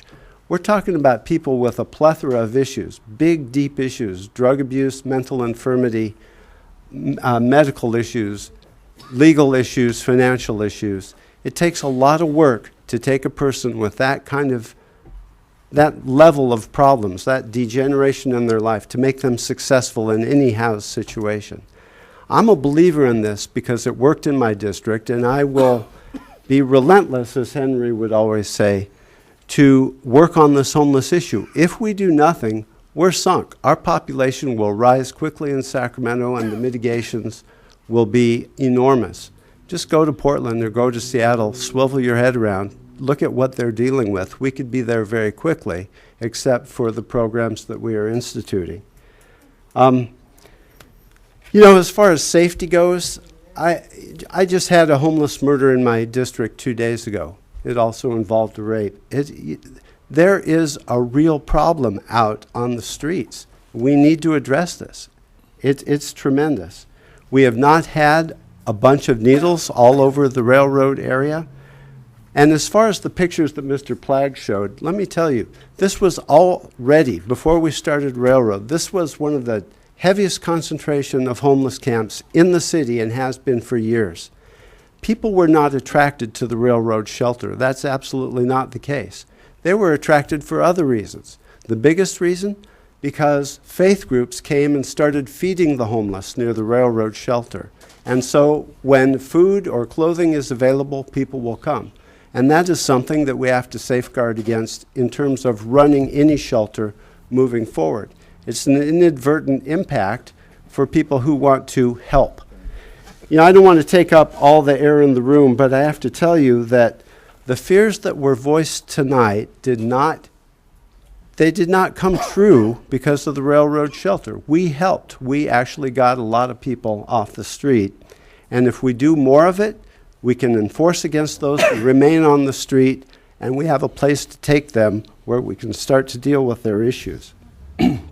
Another lady said that 50% of the people are out of the area. I'd like to debunk that myth altogether. The best metric we have is about 18% of homeless come from other areas. Most are indigenous Sacramentans who have fallen through the cracks because of a bad decision in their life, be it medical or money or drugs or spousal abuse. There's lots of issues at play here. We know that this program can work. We just need more capacity. And I'm going to stop here. I'm going to let Councilmember Chenier talk about how this shelter would be operated and why we think it can be successful in this area. But I can tell you, moving forward, I am going to have the bulk of the homeless people in the city, in my area, for a long time to come. And I will do anything I can to get them indoors, and triage works. Director Hume. Wow, I didn't know that I'd be up so soon. I'm not sure I want to follow that soliloquy there, but I'll save most of my commentary with respect to low barrier shelters because, frankly, it's not very politically correct. But I will say this, that I think the promulgation of victimhood with respect to homelessness, I just can't understand it. Yes, there are myriad issues of why people find themselves in this position. Certainly I feel for those with mental issues, those who've made bad choices with respect to drugs and alcohol. However, being down on your luck does not erode your capability of being a decent human being. And so when you are defecating on the sidewalk and spreading your trash everywhere, you have totally given up your responsibility to society. And as I said, I don't want to preach too much on the soapbox here because it's not politically correct. But I will say this. If this is what Sacramento City has chosen to do with respect to their attempts to solve homelessness, I wish them the best of luck in their efforts, and I hope that they are successful. However, as an RT board member, I cannot support putting a triage shelter in immediate proximity to an RT light rail station, given the fact because I think the spillover effect and what it will do to the ridership, not only wanting to originate at that station, but even to pass through that station, I think it goes against everything that we're trying to do. So I will not be voting in favor of it. Okay. Director Hansen. Thank you, Mr. Chair. Mr. Hume, thank you for staying mostly under 2 minutes. I think that this is a really hard conversation, mostly because this board doesn't do social services. Generally, we're trying to provide transit options. We're trying to support those transit options. And I think, there's a lot of really good people here who are afraid for a variety of reasons. One, their experiences that we heard tonight, which I think can't be discounted. I think that there's generally just a lack of trust in government, local government, regional transit to live up to the commitments around security and cleanliness and the other stuff.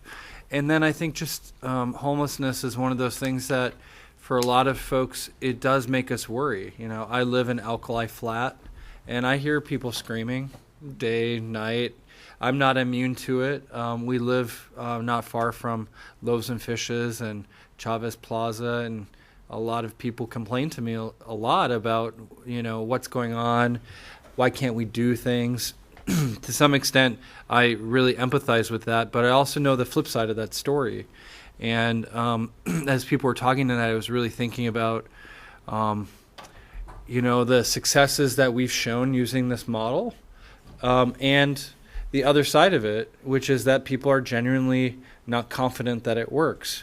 So I don't know if it's a tale of two shelters, the good stuff that actually makes a difference in neighborhoods. And despite Mr. Flagg, whose organization got a tremendous amount of money to increase cleanliness and safety around the railroad shelter, there was an article in the Bee today that was given to us by somebody.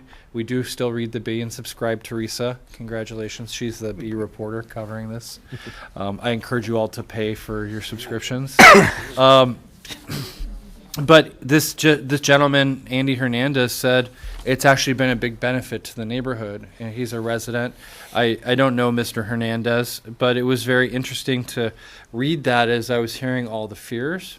The other thing that's really true, though, is that every part of the city has different needs. And we have to be really respectful and thoughtful as we go about these things. The piece here at RT is sort of limited to the land use. Do we allow the city to lease it? But I think generally we need to have more conversations with the neighbors in the neighborhood. I think we've got to build goodwill. And regardless of what happens at this board, because it's not up for a vote tonight, if this goes forward, I think we owe it to you to double down on that outreach and support to make sure that the things that we have said, and this is from the city side, that we really live up to those commitments. Because guess what? If the city fails in this, we will have set back the cause of helping homelessness very far, but will also have caused tremendous heartache and impacts on the neighborhood. We don't want to do that. We just don't. I don't represent your neighborhood. Councilmember Schneer does. I think he cares very deeply about trying to figure out how to do this well. But I do believe that we all have a role. There's a lot of shelters in the central city. There's a lot of social services in my district. They're not all created equal. And I think that we have an extra high burden, and Emily from our staff here has worked really hard to show that we're going to do this differently. We've got to do this better, because we don't really get a second chance like most of the nonprofit providers and others who struggle to live up to their commitments, because you get to vote every 4 years on your council member, and you get to vote for mayor. And we don't want to screw this up. We really don't. I'm glad we don't make a decision tonight, because I don't think the decision will be reflective of all the questions you asked and give you answers. And so Brent and our team, I think that we should produce the answers that people wanted. And we may not resolve all your concerns. I'm not naive enough to think that people are going to agree just because we try to provide you additional information. But I do think a lot of the things that people raised tonight can be addressed. What does the actual increase in police patrols look like? I think Mr. Natoli raised this Boise decision, and the city's actually been able to work around that decision to do enforcement of illegal camping in a way that's positive. We keep some beds open. I don't know if I'm supposed to say that or not, but we do try to ensure the area around is clean. For your neighborhood, this could really be a meaningful difference to people living already on Florin or around. But I'm not asking you to believe me. I see you shaking your heads and you don't want to trust me. I'm not asking you to trust me. I'm asking that we as staff, our staff, produce answers that give you an idea of what this actually means, and then give you a chance, like thoughtful, reasonable people, which I know you are, to consider your position as this goes forward. This has to evolve. We have to continue to talk to you.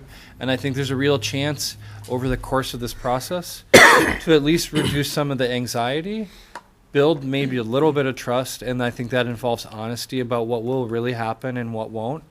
And hopefully in the end, a decision, whether it's to do it or not to do it, is respected. I tend to think that these models, these low barrier triage models, really do work well. The data shows it, but most people don't believe data.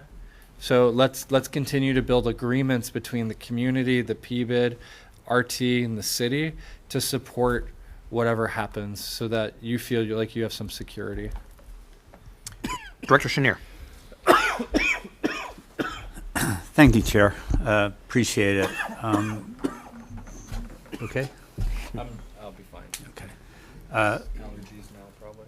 So first of all, I want to thank RT staff, Brent and Tracy back there, and others who've been meeting with our staff at the city, Emily and I don't know if Rich is here tonight, and others, to look at the site and try to really understand what the challenges are, both physically with the site, and then also talk about how we might be able to mitigate some of the fears that people have.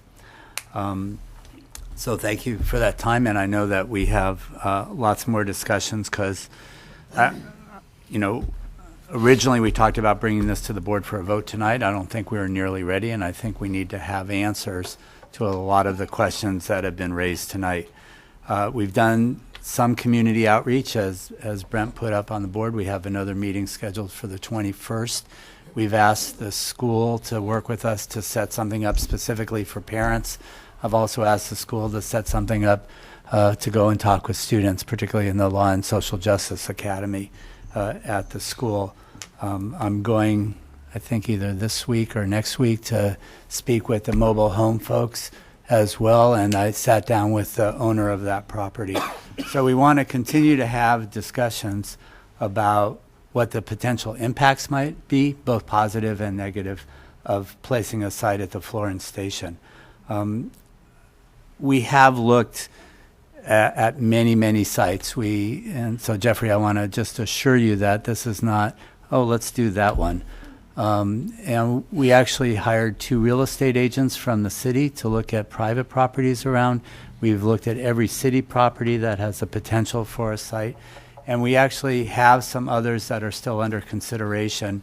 So this is not a foregone conclusion that this site will be utilized, but it is a prime site. It's 21 acres. Probably 2 acres right now are being used for parking, and 19 acres are sitting vacant. So we don't have many of those. I would, if I had 19 acres in Curtis Park, I would be pushing for a site there. We have asked staff to look at scattered sites around the city in neighborhoods that are more well-to-do, if we can just say it that way, and I will speak for Curtis Park. If we can find sites in Curtis Park, using a bit of the model that the county has used around scattered sites and individual homes. So we're trying to work with a provider to find those homes. The challenge there is that those homes and renting those homes is quite expensive, but I think it's an important place to be to state that we should be doing this in all neighborhoods in the city. A little difficult sometimes to start the conversation when we have painted the homeless as criminals and drug dealers and drug users. There are challenges with the population, there's no question. There are mental health issues. There are drugs and substance abuse issues as well. But there are lots of good people who are trying to get their lives straight, and that's really who we want to help. There are lots of folks who have been service resistant for many years. That's who we want to help. There are folks who are homeless because they lost their job. That's who we want to help. There are folks who are homeless because of a medical emergency that cost them more money than they had. The statistics nationally around people who don't have $400 in the bank are incredible. And that's a lot of the population that we want to serve as well. What we found at the railroad site, and there are things that we can compare, and I think Mr. Harris did a really good job talking about the site. There are things that are certainly comparable about Railroad and Florin, and there are things that are absolutely not. So I want to draw that distinction really clearly. Railroad is on the Parkway. There were hundreds and hundreds of people on the Parkway when we started. So I don't know that many of the people that are there now around the site have been drawn, as Mr. Harris said, because of the site, because they have friends there. They're there because they were there previously, and there's a place to be on the river. This site is very different, but we do have homeless now in the field that is owned by RT. We have homeless in the fields behind that's owned by Habitat for Humanity. They also have 5 acres there. We have a lot of homeless on Meadowview. We have a lot of homeless on Florin Road. That's the population that we want to serve. Those are the folks that we would target to put in the shelter. There have been, many people who spoke painted a picture of the challenges with homeless folks in that neighborhood. That's who we want to serve. I think it's a lot better if we can get those people off the street into a shelter and hooked up with services. If you're service resistant, you're not going to be in the shelter. You have to be able to take services, because someone said that people can just stay there. They can't if they're not taking services. But again, if we could take 100 people off the streets in that neighborhood, get them on the road to recovery, get them on the road to permanent housing and economic stability, then that's a positive, I believe, for the neighborhood. We're not shipping people in from anywhere, either in Del Paso or other neighborhoods in the city or from outside the city. Mr. Harris is correct when he said that probably about 80% or so of folks who are homeless in an area that they either grew up in or that they have a connection to where they lived. So we're trying to take care of our own here. I want to address a couple of things. So no one has worked harder, maybe Mr. Kennedy, I want to give him that, but no one has worked harder for longer on RT and all of the work that we put in to get where we are. And the general manager and the staff have done a fabulous job, and I don't want to do anything that would take us backwards. But I think RT is a member of the community that we have here and has a site that can be utilized that's an appropriate site because of its size, because of its utilities, because it's paved, because it's near to public transportation. Again, these folks are on RT now. I don't know that we're going to create something that's not happening now. I think we can put a damper on a lot of the problems that we have. Not all of them. We're not going to fix everything. What we've talked about with the city, and this will come back when this issue comes back with more specificity, is one, putting a trailer next to the light rail station with cameras. That would be a substation for transit officers. So we have additional eyes on the light rail station. We've talked about additional fencing there. We've talked about, and we'll have 24-hour security within the light rail station. Within the shelter itself. The shelter will be locked at some point. I don't know what time, if it's 9 p.m. or so. So people are not roaming around the neighborhood as they are now if they are homeless in the neighborhood. I think that this is a physical site that we'll have much more control over than the railroad site, because you don't have the park, you're not backing up to the parkway. But again, when you talk about where the homeless are today, we have homeless outside the field now. We have the folks in Golf Course Terrace, rightly so, probably complain as much as any group of neighbors that I represent about the homeless in Chorley Park. Those are the folks that we're going to target to get into the shelter. And if we can get them into the shelter, they're not causing fires at Southgate Mall, they're not in Chorley Park, and they're not in the fields behind. We will have much more control physically over this neighborhood than we were able to have at Railroad, just because of the physical boundaries on that. We also want to make sure that people understand that we will be hiring a downtown streets team, which are folks that are homeless in the shelter, to do cleanup around the site, cleanup around the RT station, around the site, and hopefully into the neighborhood. We have, I believe, 12. They're in 12 cities now, and they have teams downtown at Railroad, River District and Broadway, and they're doing a great job. So if you see them, if you're downtown, they're folks with yellow T-shirts on. I see them in Chavez Park every day. They are doing the cleaning up. So we heard all these complaints about needles, about defecation, all of that. We will increase the solid waste folks in that area. We'll increase police patrols, and we'll have a downtown streets team so that we really can bring an improvement, I think, to what some of the situation is. We're not going to handle the 2,000 transients that Southgate has, but we can make a dent in some of the problems. When I went to talk to the PBID down there, They said 2,000, but those weren't the number of homeless folks. You know, whether we have 100 homeless folks or 200, those are the partners that we want to work with locally to make sure that we're targeting the right people, that we're providing what we need for the neighborhood. We've put together and sent invitations to folks for an advisory committee that would meet as often as they want, probably monthly. We would share with them calls for service from the police and ridership numbers at RT. We want to keep very close control over what those numbers are so that if there's a problem, we can act on it quickly. You know, those are some of the pieces. I think when we come back, hopefully on the 25th, there'll be more specificity around all of this. I will just tell you personally, after I get up every morning and look in the mirror and saying, am I doing the right thing for the city? I certainly represent District 5, but District 5 includes people who are homeless. And I have a responsibility, I believe, to make sure I'm doing the best for the long-term future of this city. Someone said economic development is really our future. Homelessness is the biggest threat to economic development. If we don't do anything, as Mr. Harris said, it's just going to get worse, and it's going to get worse along Florin Road to the point where no one will want to settle there and open a business.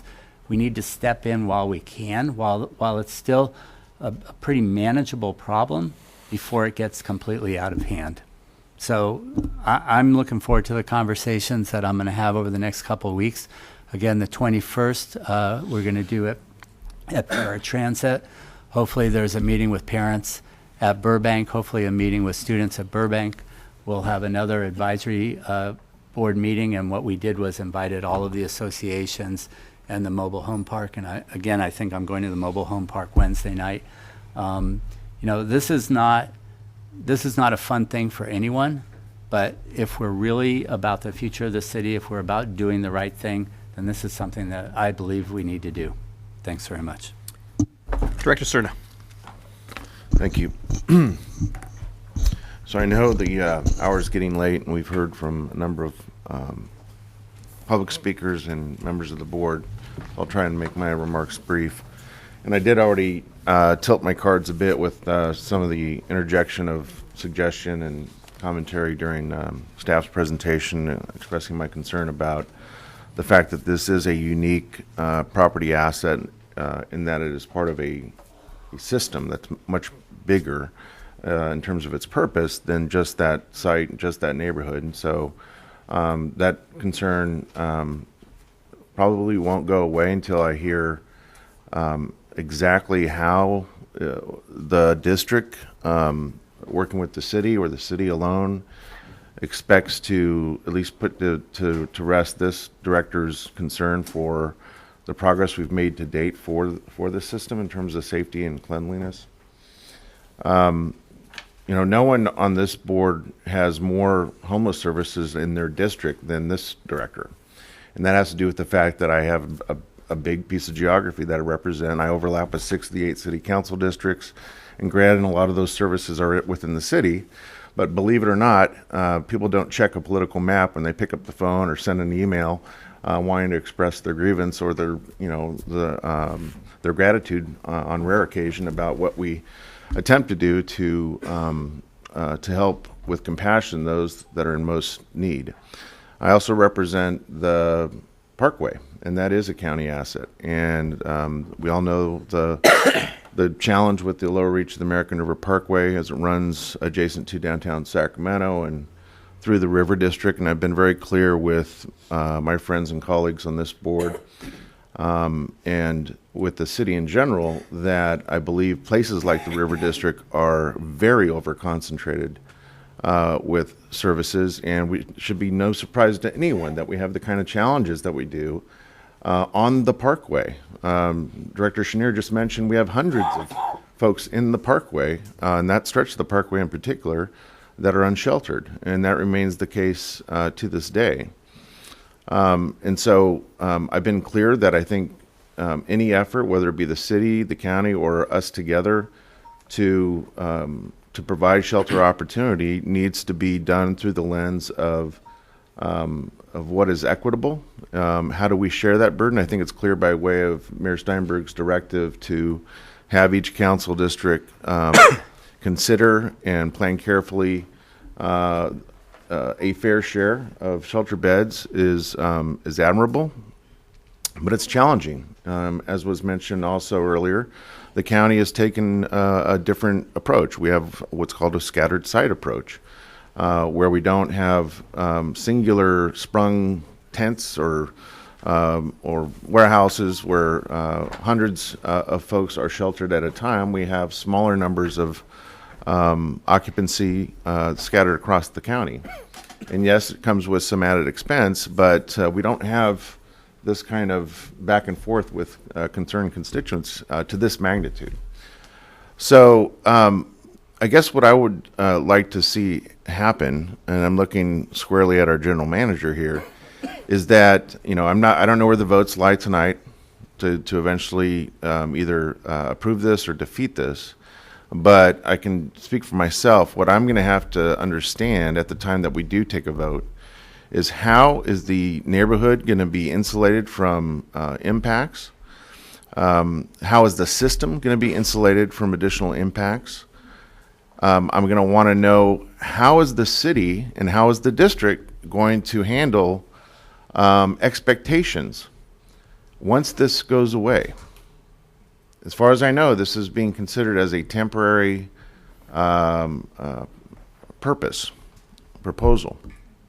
So what happens after a couple years, 3 years perhaps, of a sprung unit that is housing, 100 or more folks, and there's an expectation by both those that are unsheltered, that are being serviced there, and the neighborhood and the district once it goes away. So I think there needs to be a very clear exit plan as well, so to speak. But I'm going to want to know all of that. I know there's no guarantees, but that's why I would also have our staff give us some detailed expression of how we're going to be able to react quickly, if necessary, working in conjunction with the city, because it remains a district property, or at least around it, it'll be still function as a district parking lot. How are we going to be able to adjust quickly, if necessary, to address impacts that are greater in magnitude than we expected, or impacts that we didn't expect at all? So, I'm hoping that is resonating with our staff, and so that when we do come back for a vote, we get quite a bit of detail to address these concerns, the ones I expressed earlier during the staff presentation. Thanks. Director Howell. I just want to remind everybody that we're not actually making a decision about this tonight. And at the end of the day, I'm relatively new to this board, but familiar with all of the people that are sitting up here on various other boards and commissions. I think it's important for everybody to understand that it is the responsibility of this board to decide whether or not this board is going to lease the property to the city of Sacramento. RT board is not going to run a shelter, not going to operate the shelter. All of those decisions and a lot of your concerns that were raised tonight are better addressed toward the city of Sacramento as opposed to the RT board. Having said that, there's a lot of important information that I think was brought forward tonight. The comments of the residents, and I'm going to speak from my city of Folsom hat. We have a homeless problem in Folsom too, not nearly to the magnitude that the city and county have, but in our experience in Folsom, to go along with Director Harris's comments, the vast majority of the people that are homeless in Folsom were in fact born and raised there. Or they are there, they came back because they have children there and they want to try to see their children. There's still, in some cases there's people living in an alley next to the house where the grandkids live because they fell off the drug wagon and the family kicked them out. So that's what we're seeing in Folsom, and I don't think that it's really that dramatically different in the city of Sacramento or Sac County. We also have residents in Folsom that believe that light rail was the reason why there's now a homeless problem in Folsom. That's absolutely positively not true. No one's coming to Folsom to be homeless in Folsom by way of light rail. As I said, those people were born and raised there and fell on hard times while they were in Folsom. So I think, and I think it's also important to keep in mind that in many instances, we all have we have homelessness issues in our communities. And with regard to some of the extremely bad behaviors that are happening, if you can get those people out of your backyard because there's somewhere else for them to go, and maybe it won't happen on the first night or the second night or the 12th night, but if they actually make a connection to get a Social Security card, find an avenue to get some medical assistance, whatever, because there's a variety of assistance that can be provided predominantly through the county and the navigator system, but you have to get them out of people's backyards and out of the back of a shopping center parking lot and get them someplace where they have at least an opportunity to get connected to the services that they need.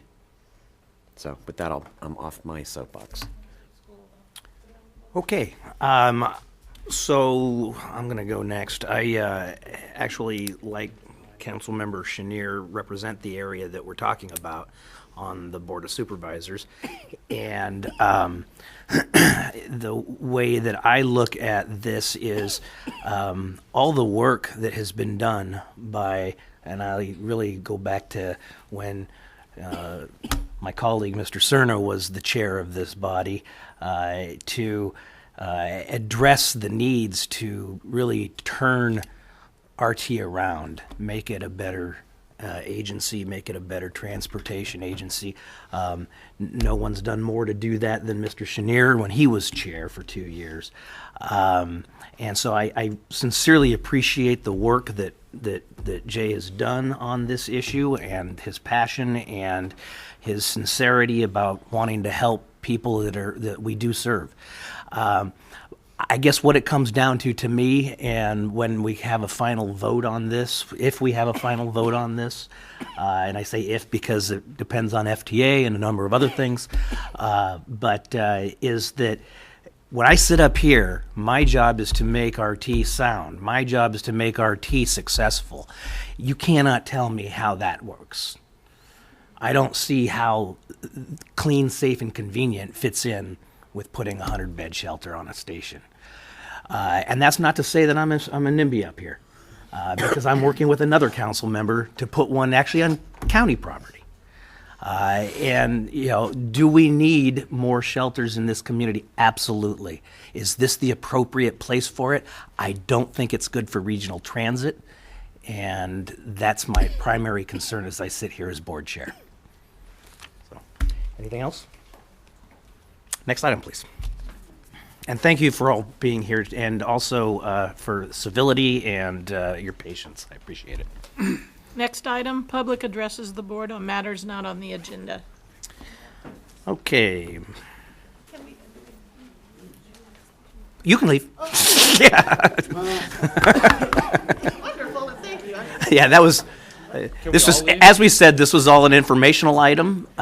Before any decision is made, it will come back before the board. It could be as soon as March 25th. We don't know at this point. Okay. You guys always have the right to leave. We're the ones that can't. Okay, thank you so much. So, You're welcome to stay, too. It's not about fear. We know we that there get is an it. We issue, get so it. we get it. okay. Thank you. Mike Garabedian, I believe that's correct. I hope it's close.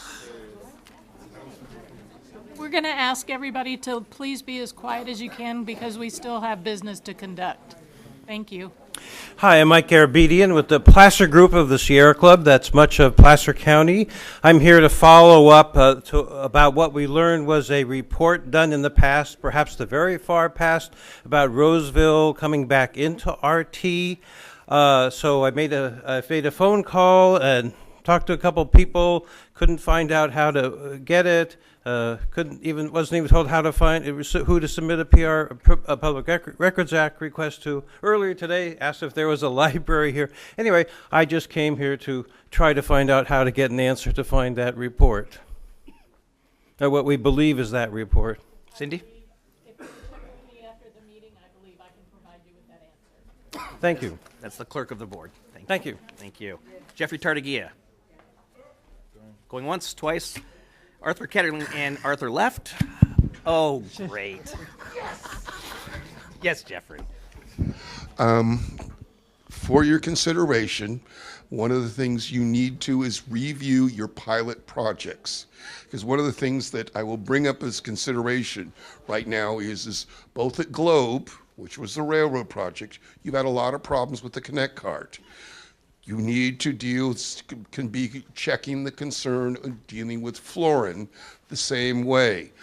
Also, you've had the problem from the student, shall we say, the new student ID in a number of the high schools, principally in the south area, but where there is a light rail and a Connect card. It's something that you need to review exactly what's going on with the Connect card program. You guys may or may not be aware of that. Gee, a week ago, everything had to be reset again. If you don't know the reason for that, these are things that you need to find out what are still some of the issues, just like the electronic bulletin board, some of the issues that still reside with the Connect card program. That's my public comment. The other aspect I will bring to you is Jay, good job, okay? All right? And Steve, don't forget, not yet, don't forget next Monday's Paratransit Board meeting. It was canceled. Oh, well, such is life. I should have found out from Pat, but hey. Thank you, Jeffrey. Thank you. Thank you, Jeffrey. That's the only cards we have. Next item. Next item is the general manager's report, item number 8. Again, with your permission, Mr. Chairman, I'm going to pass my report. And your ratings go up every time you do that, Henry. Next item. Cindy? Next item, any reports, ideas, or questions from directors? Move to adjourn. Nope. We have closed session. And I will now announce the closed session items.